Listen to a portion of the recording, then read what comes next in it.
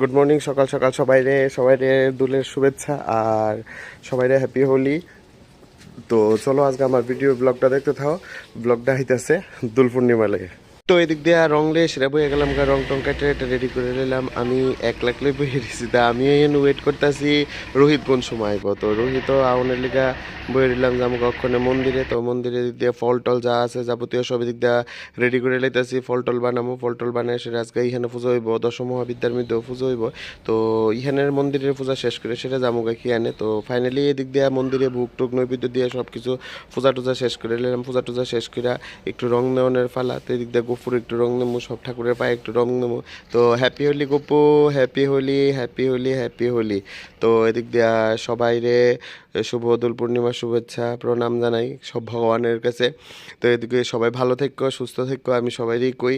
তো আজকে অনেকে রং খেলে লাইতেছে, কালকে অনেকে রং খেলবো।